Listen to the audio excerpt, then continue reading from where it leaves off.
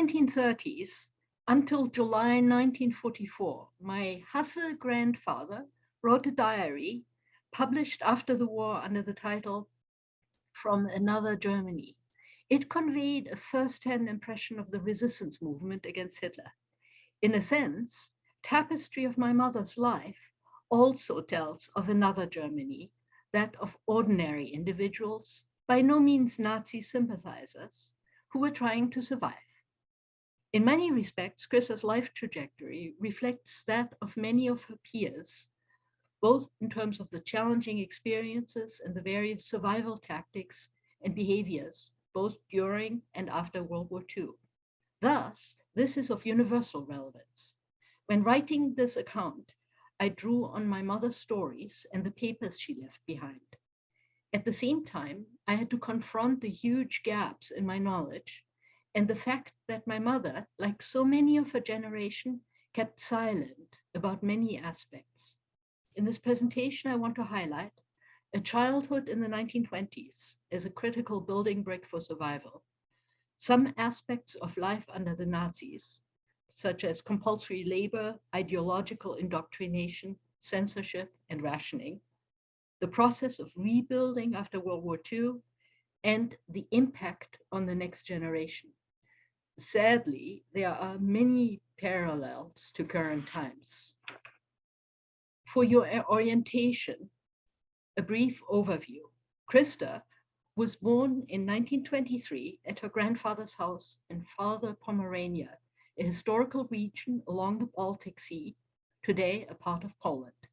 Coming of age in the 1930s, Christa had to contend with the increasing and pervasive impact of the Nazi regime. As a child of an officer in the German army, she moved often with her parents. She spent several years in a boarding school in Potsdam. During World War II, she attended university in Leipzig, Tübingen, and Prague. Her brother and her father died in the field in 1943, within 3 days of each other. Christa married in December 1944. She spent the first years after the end of the war in Eltenburg, in a zone controlled by the Soviets, while waiting to hear about the fate of her first husband, who was a POW in Russia. She eventually made her way to the West, where she remarried. Her second husband was a diplomat. As a result, Christa spent many years of her life abroad. In America, she started a new career after her husband's retirement and lived there until her death in Southampton in 2009. Here you see a present-day map showing the regions, showing the countries along the Baltic Sea. Right now, sadly, this map is very much in our minds. The region Pomerania, where my mother was born, is just west of Gdansk. If you can see my arrow, I'm pointing roughly at the area where she was born. You can see Kaliningrad toward the east.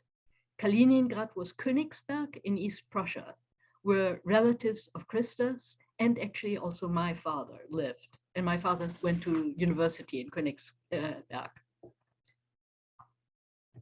Christa spent the early years of her childhood in Motrien, Pomerania, where her maternal ancestors had lived since the 1300s. She visited Motrien repeatedly during the holidays until 1944. After that, she did not return to the place of her birth for 50 years. My brother Adrian and I were able to accompany her on a trip to Poland in 1994. The principal industry in Motrien was the growing of seed potatoes. Motrien was essentially self-sufficient. Nearly everything needed was produced on the estate. Everyone from the very large extended family was always welcome and could count on support in times of need. The same held true for all who worked on the estate and its branch farms. There's a saying from the German poet Goethe, "What you have inherited from your forebears, you must earn and work for in order to make it truly your own." All the children who spent time in Motrien knew this saying. It defined much of the value system with which Christa grew up, in a place where a premium was placed on frugality, hard work, and responsibility for the land and its people. For Krista, these values became the building bricks for the rest of her life, sustaining her in good times as well as in bad. It also was part of the value system that helped millions of refugees from these regions to rebuild their lives after 1945. Among the many stories my mother told us about Moutrin, some involved the 30 Years' War.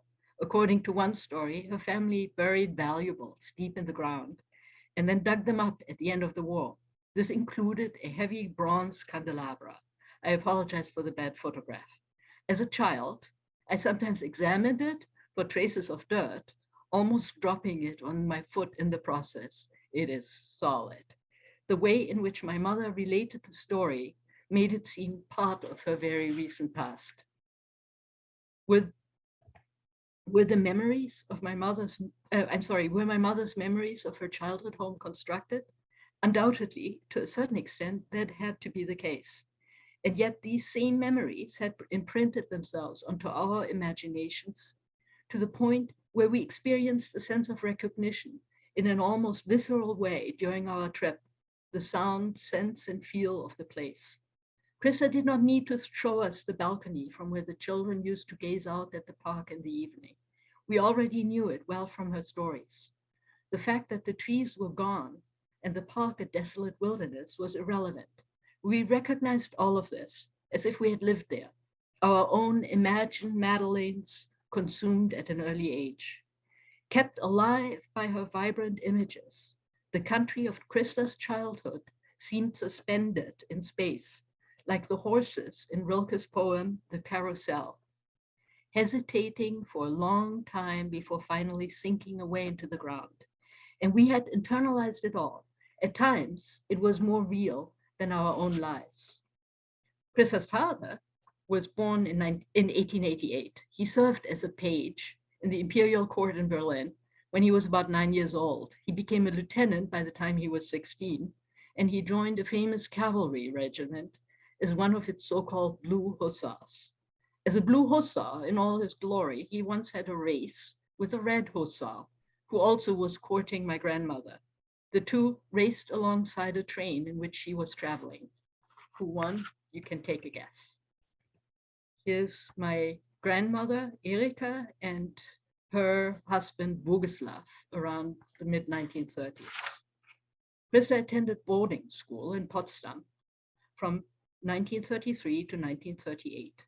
Since given her father's postings as a military attaché, she had to change schools often, and the boarding school offered stability and a chance to form friendships.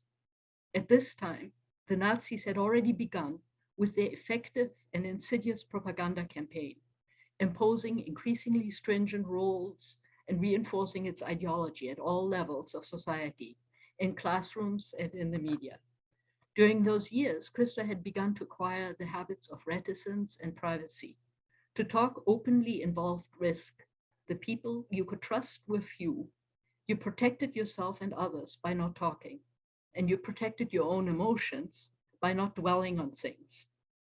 These habits became intrinsic to her survival strategies, and also, in later years, a two-edged sword in her communications with another generation.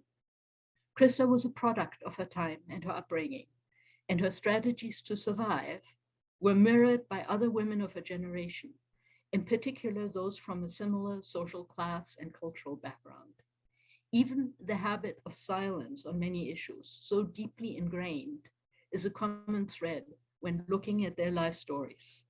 The silence lifted to some extent in the 1980s and after, when more individuals began to write down what they remembered. Krista's father was transferred to Eltenburg in mid-November 1938. Krista left her boarding school and joined her parents in 1939. She was then 15. From 1933 on, the Nazis began introducing all sorts of requirements, including the possession of an ancestry pass, without which you could not do anything, certainly not matriculate at university. This was followed by membership in Hitler Youth groups, compulsory labor requirements, and censorship. Ration cards were introduced in August 1939. The Hitler Youth Group for Young Women, the so-called BDM, was founded in 1930. After December 1936, membership was made compulsory. Krista never talked about the BDM.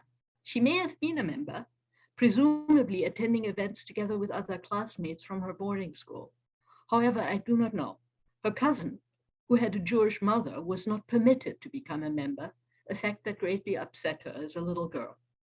Several years after Krista's death, a close friend of Krista's told me that she herself had avoided the BDM and somehow managed to slip through the cracks. My mother may have done the same.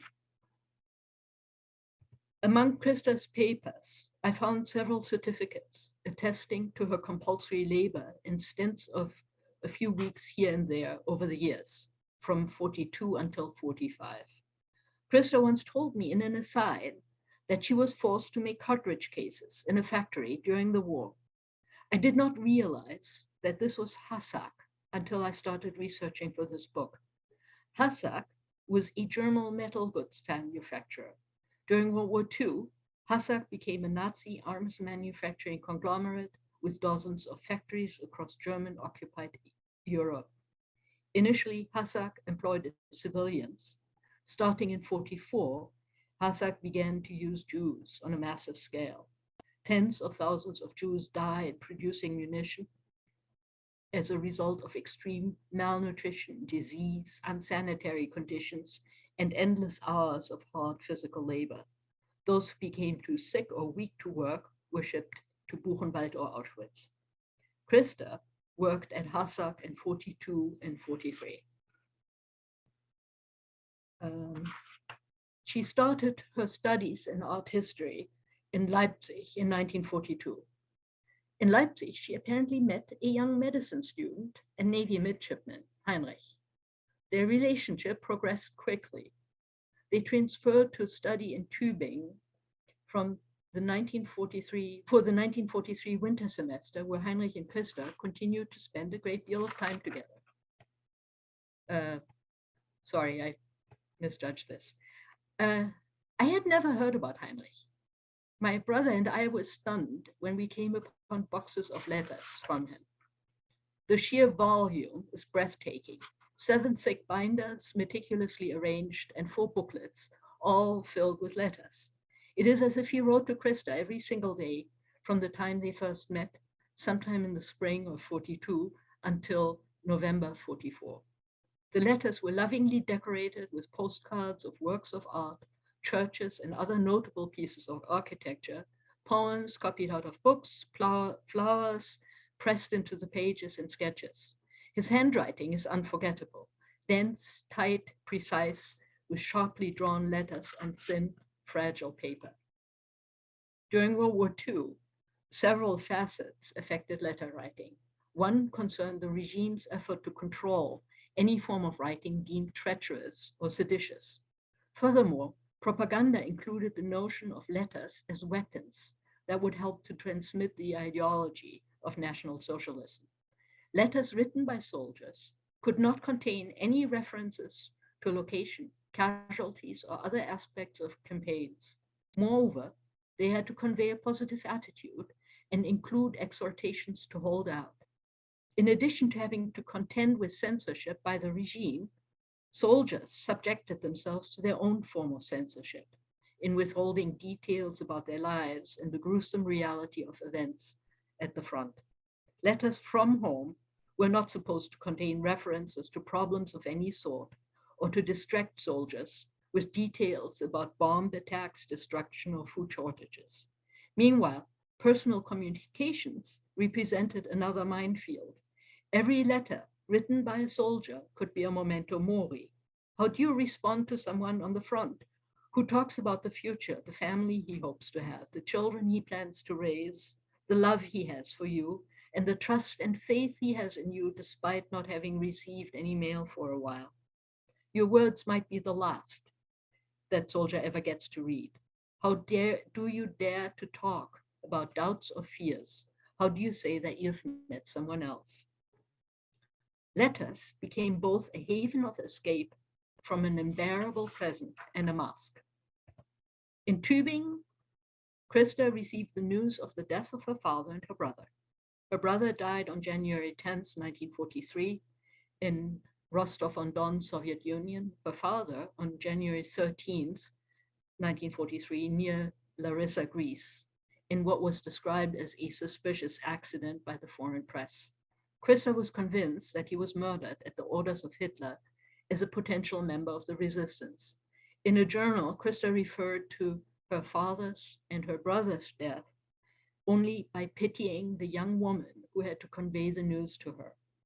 She never put down anything else in writing. She also somewhat laconically told me that she was glad her father got killed in early 1943, since the bulk of the horrible acts by the SS in Greece occurred thereafter. My grandmother was no different. An officer notified Erica of the death of her husband. A couple of days later, another officer embarked on the journey to her house with the news of her son's death. When he walked in, he found her dressed in mourning. Shocked, he blurted out, "You have already heard the news?" "Yes," Erica said. "Thank you for coming. I have heard about my husband." The officer started to stammer. At this point, she realized that the officer wasn't talking about Bogislav, but instead about her son. He was so shaken that Erica gave him a glass of cognac and tried to console him for having to bring her the news of her son's death. In situations like this, Erica was invincible. It illustrates the German concept of Haltung, literally posture, with the implied notion of maintaining one's composure and not falling apart. This was valued by my parents and many members of their generation and upbringing. Meanwhile, Haltung also became a form of reticence or silence on many subjects, and hence a barrier to personal communication. In the spring of 1943, while still communicating with Heinrich, Christa met Egloff, a young attorney, during a visit home. Within days, Egloff began what can best be described as a siege. He wrote letters almost daily. Christa couldn't decide what to do and chose to defer any decision by escaping for a semester. Struggling with her grief over the loss of her father and brother, she was caught between Heinrich and Egloff and could not see any way out of her dilemma. A semester in Prague promised to provide a welcome respite from some of these pressures. At the same time, she had discovered a genuine passion for the field of art history and was determined to build a foundation for a career of her own. By the time she arrived in Prague, the Czech people had been living under Nazi occupation since 1939. There were very few students with whom one could talk openly. A close friend wrote that the only ones she trusted were Christa and one other student. Both Maria and Christa had relatives who were in the resistance and knew personally others involved. They would say to each other, "Enjoy the war, peace will be horrific." They envisioned two possible alternatives. If Germany lost, as Christa and her friends hoped, the Allied powers would dictate the terms of peace.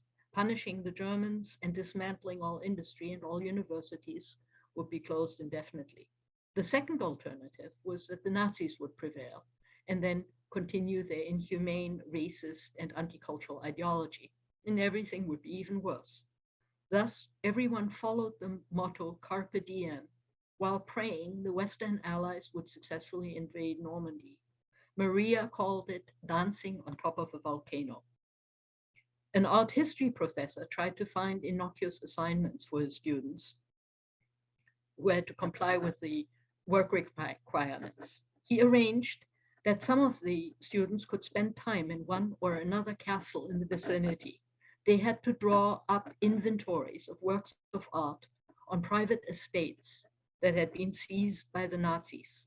Maria questioned this activity in light of the irony of preparing inventories for a regime that was likely to come to a bitter end.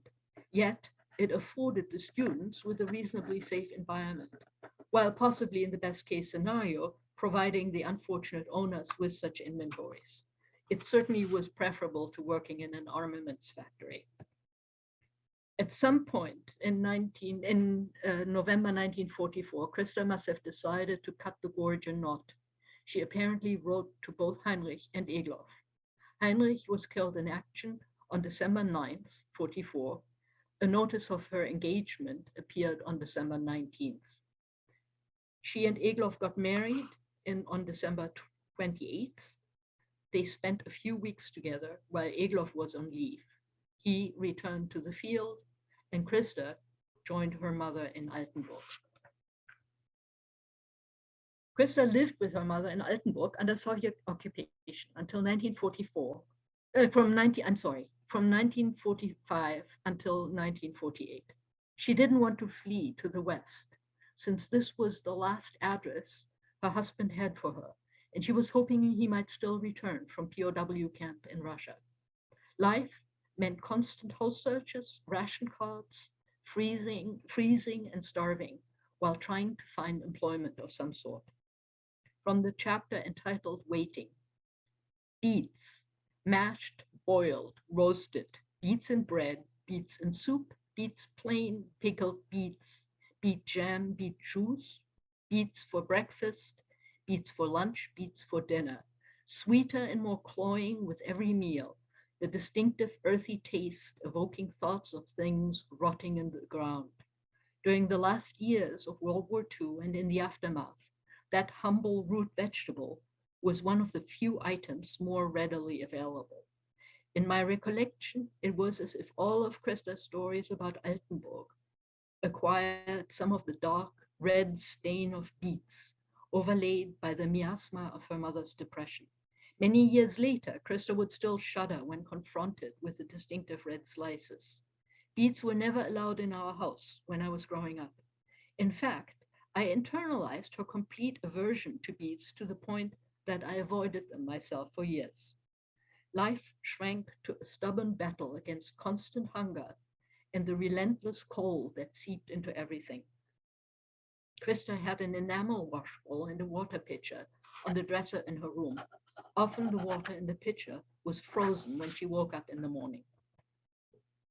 In 1946, Christa began writing to the Red Cross, worried about not having heard from Egloff for a long time. Finally, in April 1948, a postcard from a soldier reported that a lieutenant by the same last name had died of typhus in February 1946. Christa wrote to a close friend, "It's possible that there's a mistake, since the soldier didn't know his first name, but in my heart, I know it's true. I haven't had the courage yet to tell my mother-in-law. She already lost her other two sons and her husband. Egloff's mother was by then living a refugee existence with her widowed nieces and their 6 children, all sleeping in a room belonging to friends in the north of Germany. Please don't say anything," Christa wrote. "I have an indescribable horror of having to talk about it. I can't bear it. Most of all, I can't bear the expressions of sympathy. When no one knows about it, there's a certain protective barrier. I don't know what to say. I can't feel or think. Please don't write." When Christa arrived in Bonn, West Germany, her first challenge was to find an apartment. The old center of the city was largely reduced to rubble. At the same time, West Germany was trying to absorb as many as 12.5 million refugees while trying to rebuild its devastated cities. As soon as my mother had found a place, she told her mother to get ready to leave the East Zone as long as it was still possible. Even before the formal constitution of the GDR in 1949, it was becoming increasingly difficult to relocate to the West, especially if you weren't ready to abandon all your property. Thanks to my grandmother's obstinacy and her courage, she was remarkably successful. But that's another story altogether. Soon after arriving in Bonn, Christa met Wolf Ulrich von Hassell, an attorney by training. He was in the process of joining the diplomatic corps of the new Federal Republic. Shortly before the start of World War II, he had joined the Navy. However, early in 1939, he fell ill, stricken down by a lung disease, which he never fully recovered from. His father was a member of the resistance movement. He was executed in September 1944. After the war, one of the first things my father did was to find a publisher for the diaries my grandfather had written. Since publishers in Germany were at that time reluctant to deal with the writings of people in the resistance, the first edition was published in Switzerland. Wolf Ulrich told my mother that he was much too old and too sick to marry. She told him that was nonsense. Eventually, he gave in and they got married. The defining force in my father's life was his love for Krista, and ultimately, nothing else mattered. A collection of letters in my basement illustrates this. Filling several book boxes, the letters date from the days when they first met and continued throughout their lives. They all began like this. Dear Krista, I'm so happy I heard your voice on the phone today. It's been already 2 days since your last letter. I am so glad you're coming home on Friday. Most letters ended with, I miss you. The bottom photo shows my two brothers and me, when we were living in Brussels in the early 1960s. Given my father's diplomatic service, my parents moved from Bonn to Rome to Brussels, back to Bonn, and finally to New York City. Throughout the years, my mother supported my father in his work by assuming responsibility for all formal functions they had to host. She reveled in this task, embracing it with enthusiasm combined with professionalism and flexible ingenuity, managing to stay within a tight budget dictated by the German Foreign Office by drawing on all her skills of organizing, planning, and cooking. Throughout the years of my father's tenure, Krista maintained a log in which she recorded the menus, decorations, and seating charts for each event, making sure that she never repeated herself. Based on this record, they entertained over 3,500 people in New York City alone in 5 years. Krista prepared dinners, all down to the last detail. When she was finished, she changed into evening wear in a matter of minutes and welcomed James the butler, who worked at all my parents' formal functions. She gave him careful explanations to be passed on to the kitchen staff. This needs to be heated. Here's the main course. Here's the parsley for the potatoes, delivered at top speed. And then she would say with a big smile, I'm off to a cocktail party at Ambassador XYZ's residence. I will be back at 7:30.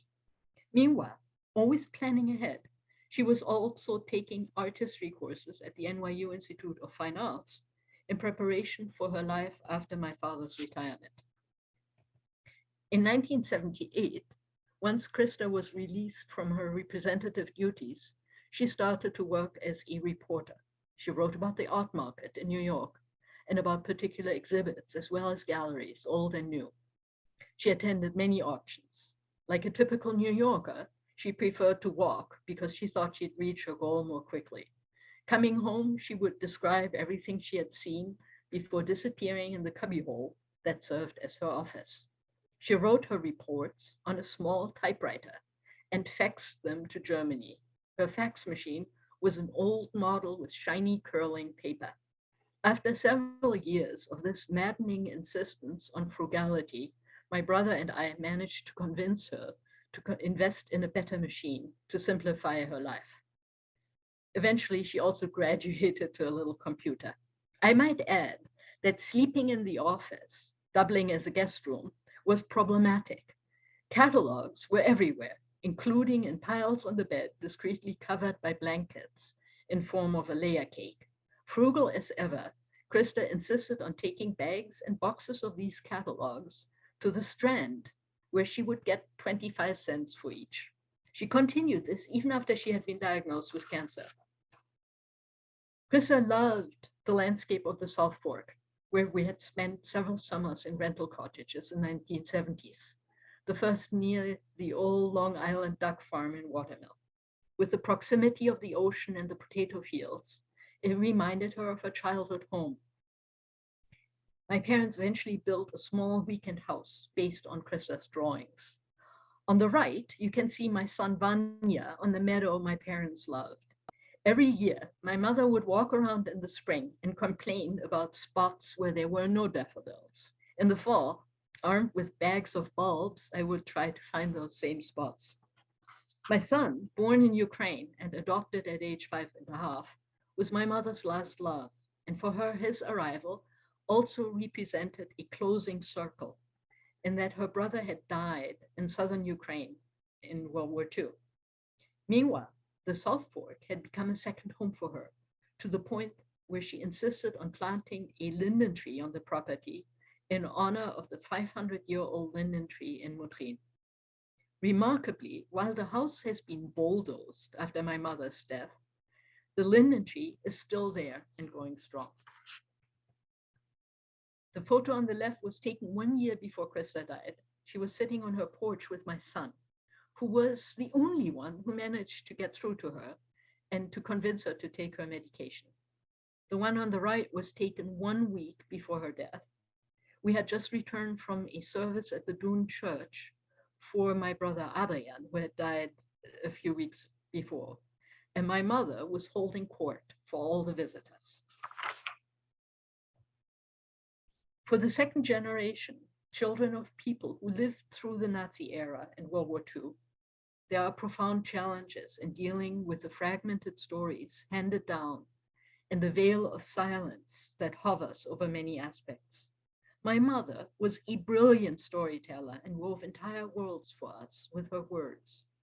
I wonder to what extent her vivid storytelling was a form of retreat behind an invisible barrier, a mask of sorts that disguised the degree to which many things were never spoken about. Yet those unspoken realms were always present, lurking in the background, hidden fault lines only occasionally hinted at.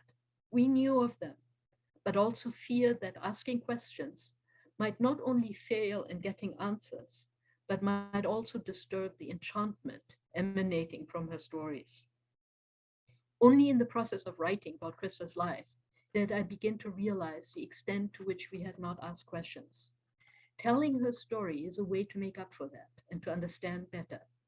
I recently learned that there's a term for some of the issues confronted by my brothers and myself: generational trauma. It always sounds better when you have a psychological term.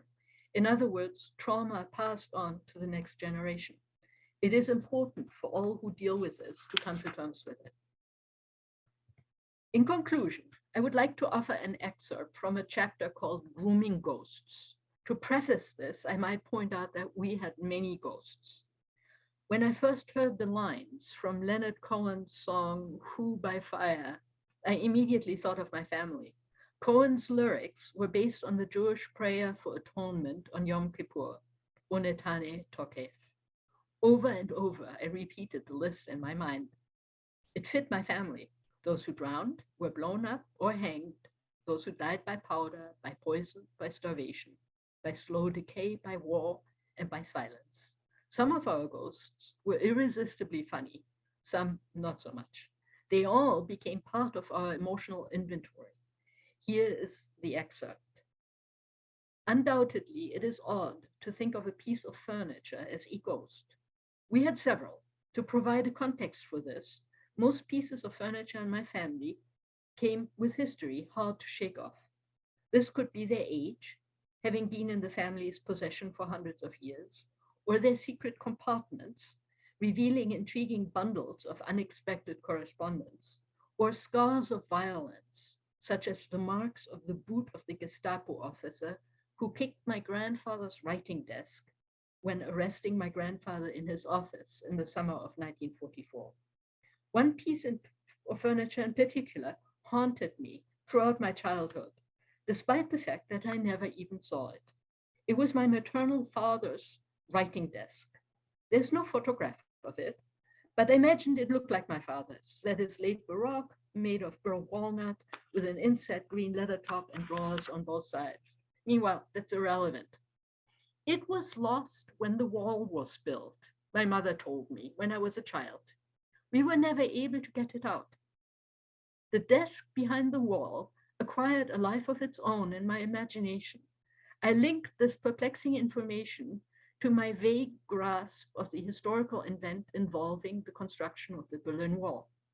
For years, I imagined the desk in a room in an apartment in the center of Berlin, standing at the slant to catch some of the light from the window, perhaps with a silver inkwell and an embossed leather folder on its surface. I pictured soldiers appearing in the middle of the night to build a wall, literally cutting the apartment in two.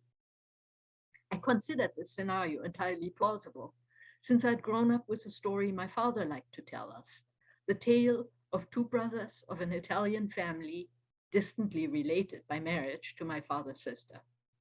The brothers shared a palazzo in Florence, the Palazzo Pucci. However, they argued with each other, and finally, one brother took matters into his hands and constructed a wall through the middle of the palazzo. Thus, sometimes in my dreams, I saw my grandfather's desk standing all by itself and forgotten in an empty room with one corner poking through the concrete wall. I worried about it, but I never questioned the story. In later years, I forgot to ask my mother. End of excerpt. In fact, the closing of the border between East and West occurred during the night, beginning literally at midnight on August 13th, 1961.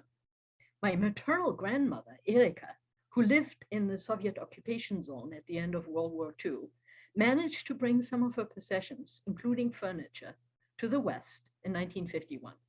She convinced a Soviet commissar to allow her the use of an open cattle transport wagon for her move.